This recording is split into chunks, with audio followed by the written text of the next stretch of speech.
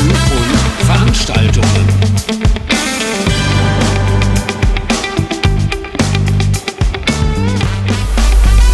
Mit 190.000 Besuchern schlägt die Techno-Klassiker in Essen 2015 alle Rekorde. Über 1200 Aussteller aus 41 Ländern präsentieren ihre automobilen Schätze dem staunenden Publikum. Klar, dass Essen für Dagi und mich auch ein Pflichttermin ist. Horst TV auf der Techno-Klassiker in Essen 2015. Wir sind natürlich wieder auf der Suche nach Porsche und der neue Star bei den Porsche soll der 912 sein. Ein neuer Hochpreis-Porsche. Hier soll einer für 80.000 Euro verkauft worden sein und den schauen wir uns jetzt mal an.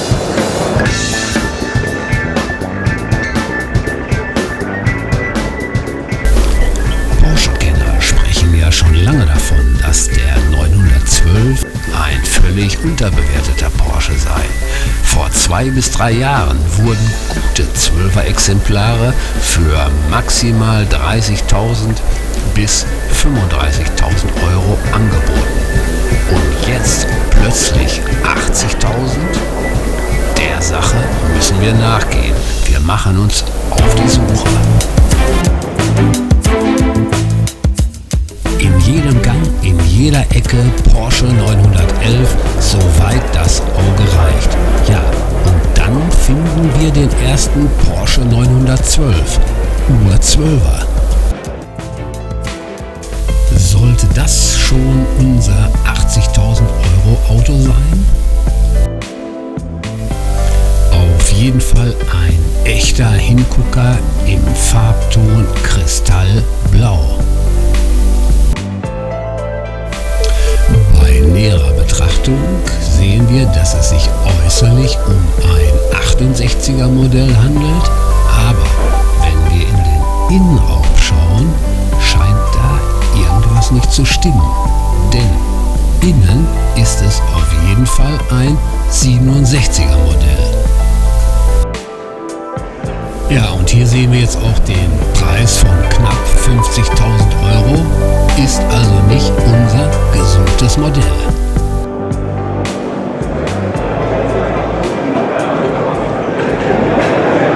Also diese 912 sind echt total überbewertet.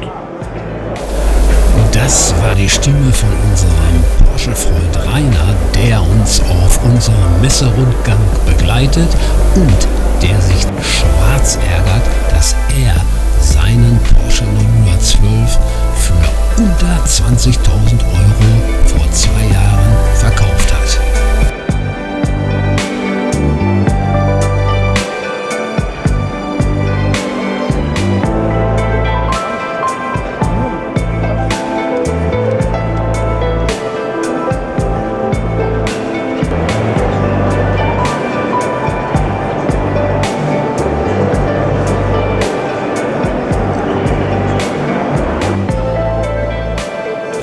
Natürlich kann man auf einer Messe wie der Techno-Klassiker alle paar Meter etwas Interessantes entdecken. Aber wir sind ja heute in Sachen 912 unterwegs.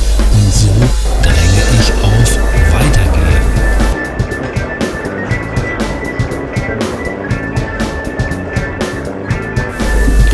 In einer der nächsten Hallen treffen wir dann auf ein weiteres 912 Modell. Fast noch schöner als unser erstes Exemplar, aber auch eine ganze Stange teurer. 65.000 Euro werden hierfür aufgerufen. Die Firma PS Automobile hat hier ganze Arbeit geleistet und den Ur-12er wieder von Grund auf in den Originalzustand versetzt. Schiefergrauer Lack, weinrotes Leder und ein Holzlenkrad runden den fantastischen Eindruck ab. Es handelt sich hier um eines der letzten Modelle aus dem Jahr 1969 und Geschäftsführer Dirk Sadlowski ist zufrieden mit dem Verkauf hier direkt auf dem Messestand. Hören wir mal, was er zu sagen Gerade hat. gar nicht lange her, aus 66, völlig unberührtes Auto. Und das hat sogar 80.000 Euro gebracht. Ja. Das würde schon Aber unglaublich, ne? Aber diese Autos, wenn du ehrlich bist, das Auto habe ich jetzt tatsächlich verkauft für 65.000 Euro. Aber das Auto war in mittelprächtiger Zustand, hat 38.000 Euro im Einkauf gekostet. Und wenn du dann machst, Bremse, Platten, Traggelenke, Achsen, das ganze Programm. Alles Elferpreise. Alles Elferpreise. Wenn mich jetzt einer fragt, was da übrig geblieben ist, dann schwöre ich hier, dass da nichts übrig geblieben ist. Irgendwo natürlich auch noch neu lackiert, ne?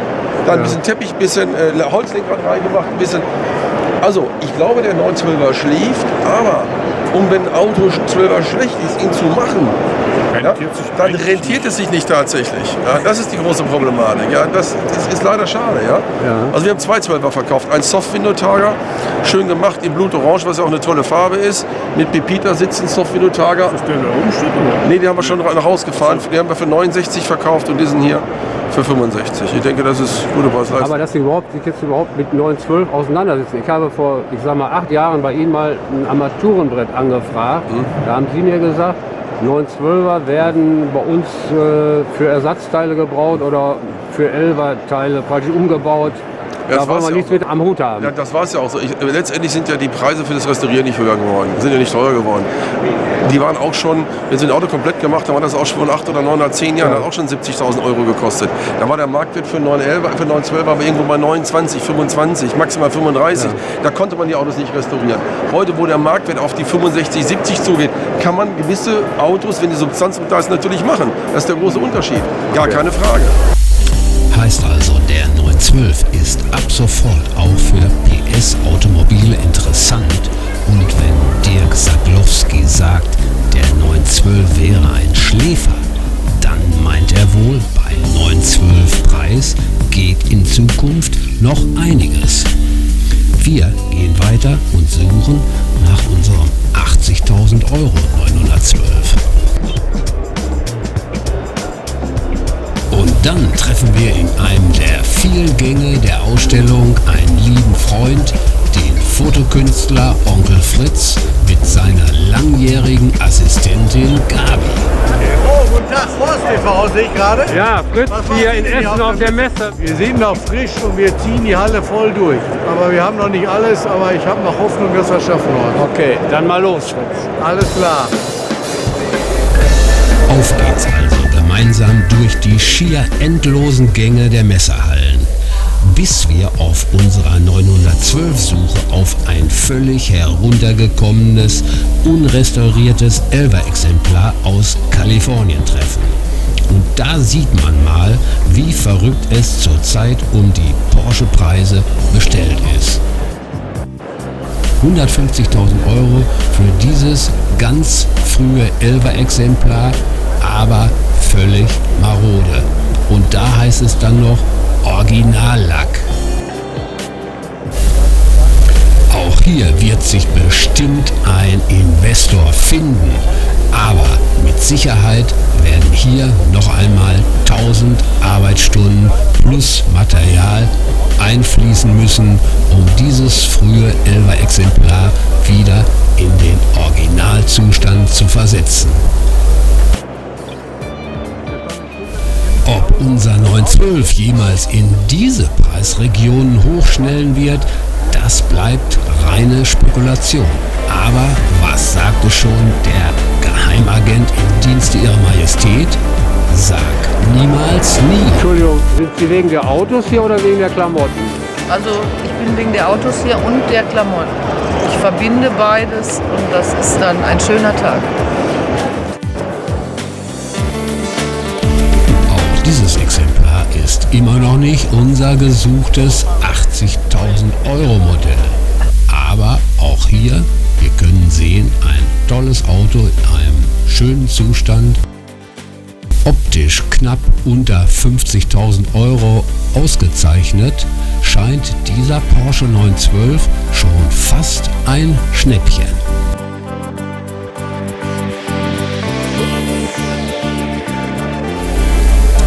Nach so vielen Eindrücken muss auch mal ein kleines Päuschen drin sein.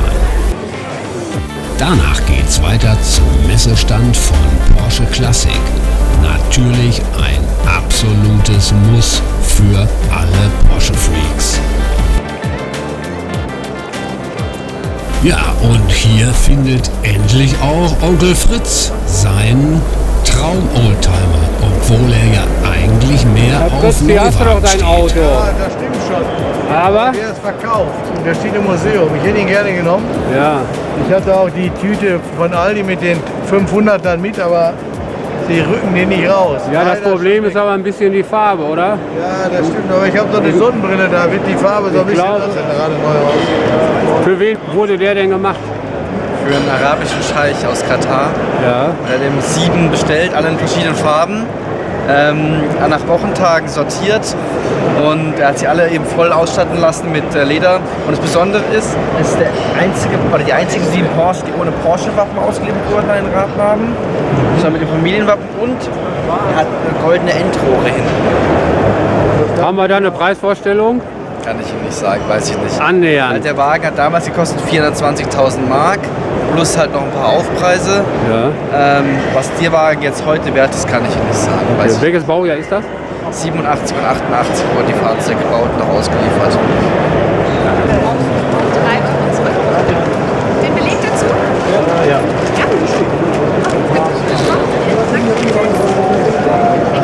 Ja, sie kenne ich doch. Sie kommen doch wegen der Klamotten. Immer, genau. Dann ist der Tag erfolgreich. Der Mann hat ja von noch nicht ausgeleert. 3 Euro haben Sie nicht zufälligerweise. Ah, gut, dann würde ich Ihnen gerne geben, aber kein Problem.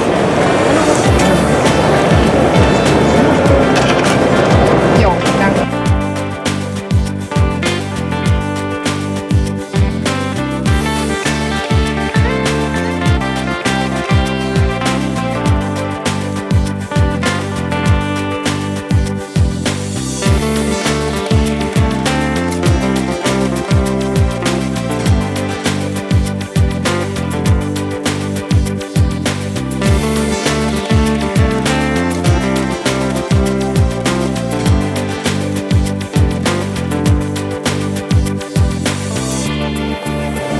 Die Kamera, ich komme gar nicht mehr ran. Ja, ich halte das mal. Ich werde jetzt mal einen kleinen Den Test machen. Alfa Romeo Ja, Test. ich bin ja der geborene Sportwagenfahrer.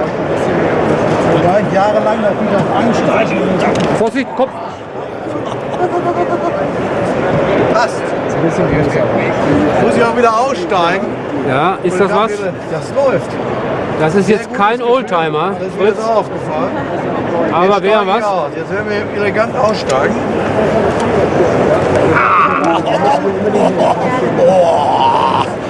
Ich hab's geschafft. Ja, prima. Das ist ein Auto für einen Schuhanzieher. Danke.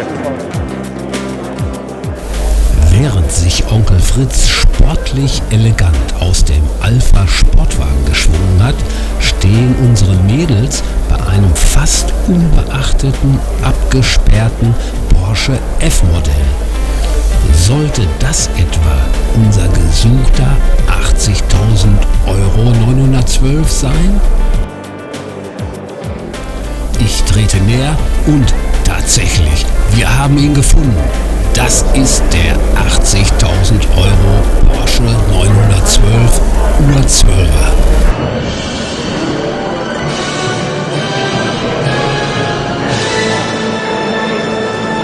Das ist einer der teureren 912, die wir je gesehen haben. Warum ist das Auto so teuer? Das Fahrzeug wurde, ohne auf die Kosten zu achten, restauriert. Von vorne bis hinten durch. Neuer Motor, neue Polsterung, neues Leder, neues Tagerdach, neue Felgen. Einfach von A bis Z durch restauriert. Ja, in der Regel liegen die so um die 40.000, 45.000. Dieser kostet jetzt fast das Doppelte. Wie rechtfertigt sich das? Liegt das an dem besonderen Modell, An dass es ein 40. Soft-Tager ist? Darüber steigen allein unsere Restaurationskosten den von Ihnen genannten Preis.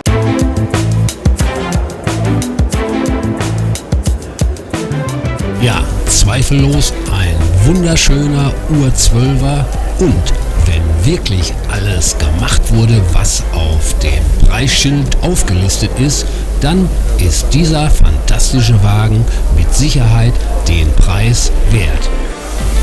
Geld verlieren wird der neue stolze Besitzer bei diesem Oldtimer mit Sicherheit nicht mehr. Außengelände lassen wir unseren Messebesuch ausklingen und da interessiert sich Onkel Fritz doch noch für einen besonderen Ich stehe jetzt hier vor Oldtimer. Meinem nächsten zu überlegenen Kauf, weil ich brauche unbedingt mal ein antiquates Fahrzeug, wenn ich bei entsprechenden Kreisen mal vorfahren möchte. Und da habe ich mir gedacht, ein Rolls-Royce, der trägt vielleicht ein bisschen auf, dann nimmst du einen Bentley, ist auch schön. Ja, man muss ja irgendwo ja mal sich, sagen wir mal, manifestieren für eine Marke, sodass, sagen wir mal, das Image entsprechend auch von der Marke auf mich wieder zurück und so weiter. Nicht? Das ist natürlich sehr wichtig.